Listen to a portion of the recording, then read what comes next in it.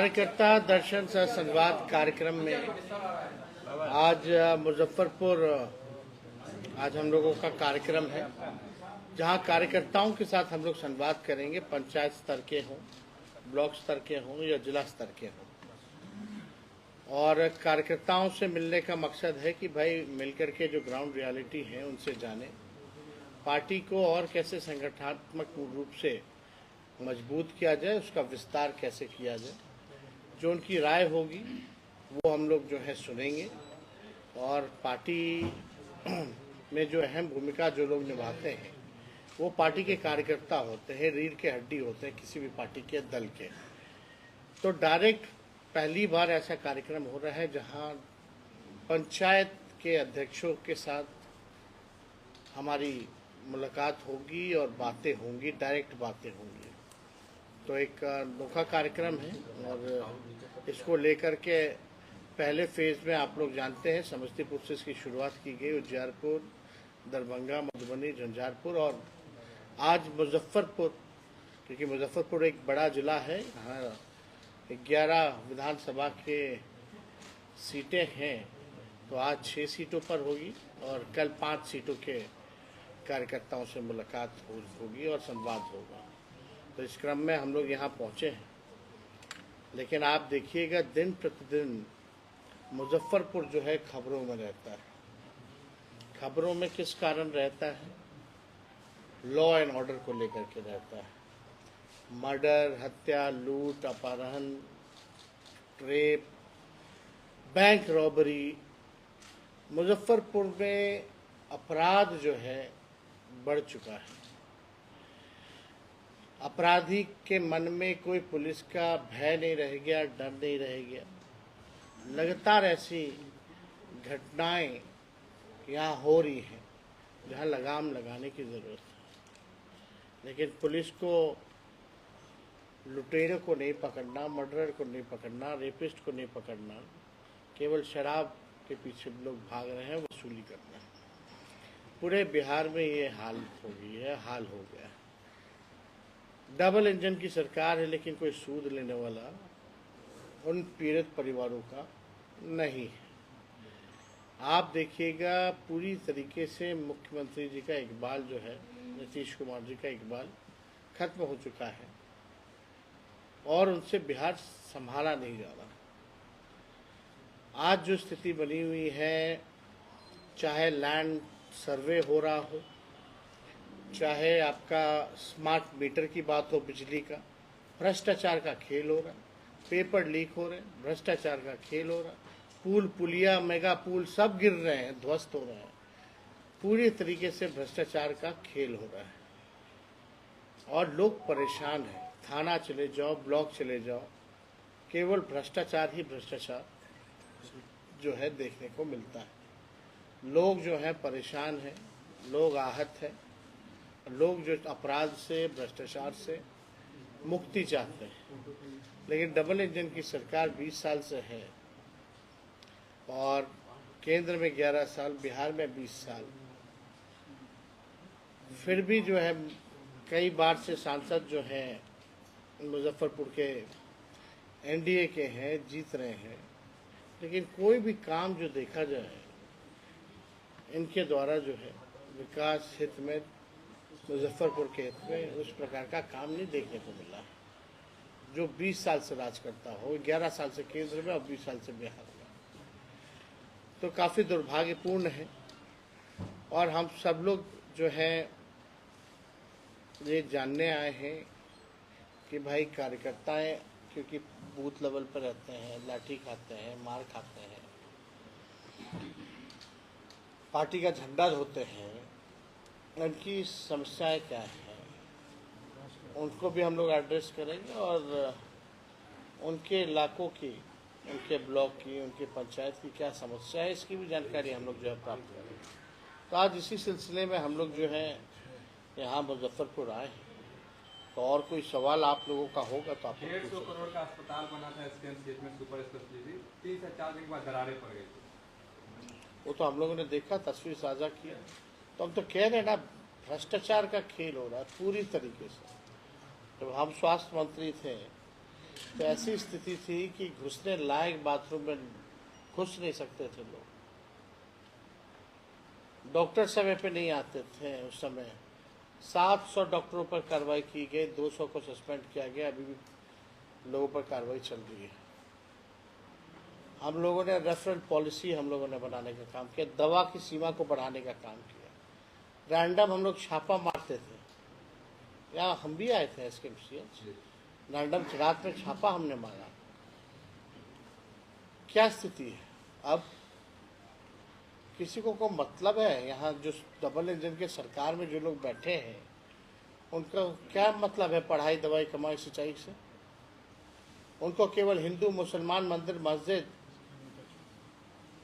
पाकिस्तान और कश्मीर, बांग्लादेश यही दिखता। यहाँ की स्थिति जो है बिहार की बड़ी नाजुक हो की है। इसलिए आप देखिए, केंद्र सरकार तो मना कर दिया बिहार को कि स्पेशल स्टेटस नहीं देंगे। वोट लेने के समय तो देंगे, अब वोट लेने के बाद बोलते हैं कि नहीं देंगे।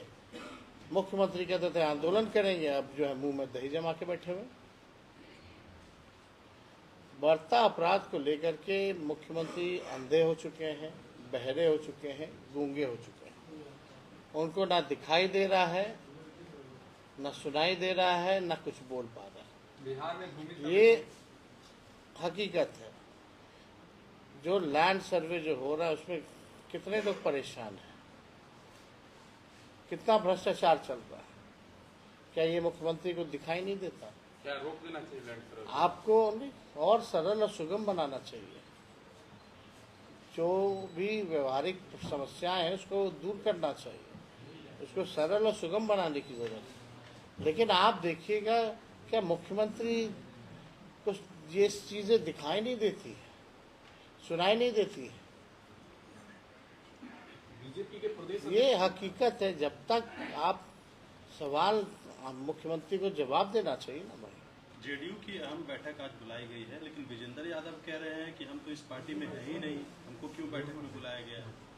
अब देखिए, हमको ये उनके दल का मामला है, वो क्या कहते हैं नहीं करते हैं,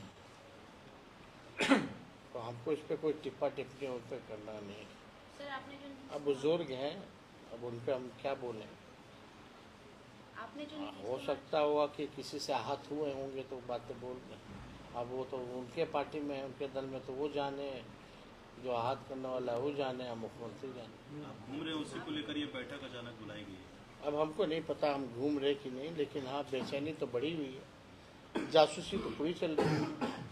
सर, आपने जो दरभंगा के कार्यक्रम में तो बाकायदा सीआईडी और स्पेशल ब्रांच के लोगों को भेजा गया, और ये क्लोज डोर मीटिंग हम लोग जो कर रहे हैं इसमें तो बाकायदा रजिस्ट्रेशन होता है लोगों का। पत्रकार के रूप में सीआईडी के लोग बैठे हुए थे। जब पूछा गया भाई पत्रकार हैं बाहर चले जाएं, तो बाद में वो जा नहीं रहा था। बाद में हमारे कार्यकर्ताओं ने बोला भाई कौन हो, तो आईडी दिखाया। यानी निगरानी तो अच्छे से चल रही है। क्या मंशा है? काश ये निगरानी अपराधियों पे हुआ होता, भ्रष्टाचारियों पर हुआ होता।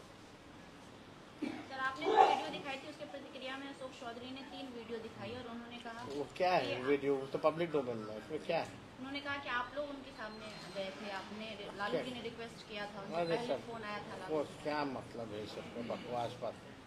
प्रदेश अध्यक्ष फजीयत, अपनी फजीयत को छुपाने के लिए सब बकवास करते रहता है। कोई वैल्यू है क्या उस व्यक्ति में? अच्छा, एक पार्टी के नेता ने दावा किया कि 1 घंटे के अंदर शराबबंदी खत्म कर देंगे, उनकी सरकार आती है तो। गांधी जी का पीछे फोटो है, शराबबंदी खत्म कर देगा। अच्छी बात, अच्छी सोच है। या तो गांधी जी का फोटो लगाना बंद कर दे। महात्मा गांधी तो शराबबंदी के पक्ष में थे ना। ये तो आज भी देख रहे हैं भाई, गांधी जी का पीछे फोटो है, आप बोलते हैं 1 घंटे में शराबबंदी खत्म कर देंगे, तो अद्भुत है, निराला है। प्रधानमंत्री ने कहा विकास के 3 दुश्मन कांग्रेस, हम और राजद।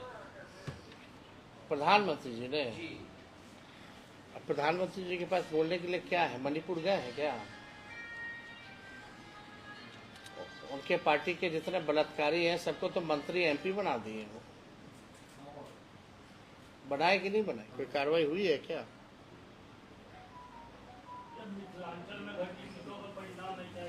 प्रधानमंत्री जी बिहार के सबसे बड़े दुश्मन हैं, बिहार के साथ सौतेला व्यवहार कर रहे हैं। बिहार को ना स्पेशल पैकेज दिया, ना स्पेशल स्टेटस दिया, केवल वोट के समय प्रचार करते हैं कि बिहार को आगे बढ़ाएंगे, लेकिन बिहार को उन्होंने सबसे पीछे ढकेल दिया। आज नीति आयोग की रिपोर्ट में अगर आप लोग देखिएगा तो प्रधानमंत्री जी आपके 11 साल के शासन में बिहार में सबसे ज्यादा गरीबी, बिहार में सबसे ज्यादा पलायन, लगभग जो भारत सरकार का आंकड़ा है पलायन का वो 2,90,00,000 लोगों का है, जो मेरा मानना है वो 3 से 4 करोड़ का है। बिहार में सबसे प्रति व्यक्ति आय सबसे कम बिहार का है। इस पे प्रधानमंत्री जी को क्या बोलना है? इस बार के एक्सप्रेस वो बड़े पक्षधर हैं। और झारखंड में बात सुन लो, एक मिनट बात सुन लिया कीजिए। झारखंड में सबसे ज्यादा अगर किसी ने राज किया तो भाजपा ने राज किया जब से बचा। तो दोषी कौन है? प्रधानमंत्री जी को थोड़ा रिसर्च करके बोलना चाहिए। पहले प्रॉम्प्टर पे कोई दे देता है, पढ़ना नहीं चाहिए, थोड़ा हकीकत से जानना चाहिए। एक्सप्रेसवे का तोहफा बिहार को मिला इस बार के बजट में, तो वो किस रूप में देखते हैं? क्या तोहफा है? कितना तोहफा, कितना कम हुआ है ट्रेन? अरे 50 वो ट्रेन कम करके एगो दे दीजिएगा तो तोहफा हो गया। कीमत कितना बढ़ा है? अरे जब से यूपीए की सरकार गई है तब से कितना कीमत में बढ़ोतरी हुई है टिकट की, कोई बता तो दे हमको। और भाई वही एक्सप्रेसवे हो, लेकिन आप देखिएगा कि इतना एक्सीडेंट हो गया, कोई जिम्मेदारी लेने को तैयार है? कितना एक्सीडेंट, समय पे ट्रेन चले ना चले लेकिन समय पे एक्सीडेंट जरूर होता। रेलवे का बजट कौन खत्म किया? रेलवे को प्राइवेटाइज किसने किया? इसका जवाब तो देना। कोई तोहफा कहाँ है? अच्छा, सत्ता पक्ष द्वारा जो आप जो है सरकार से हटा करके प्राइवेट व्यक्ति को दे दिए ट्रेन, अब बोल रहे तोहफा है। तोहफा तो किसी और को दिए हैं। पूरा रेलवे ही प्राइवेटाइज कर दिया तो तोहफा तो किसी और को मिल गया ना। तो सत्ता पक्ष द्वारा एक आरोप लगाया जा रहा है जो चुनाव के समय ही आपको कार्यकर्ता और जनता की याद कब है बाकी चुनाव? बात हर 2-3 साल पे तो चुनाव ही होता है। अभी चुनाव है क्या? कब है चुनाव भाई साहब, आप बता दें। इससे पहले हम यात्रा कब किए थे आप बताइएगा?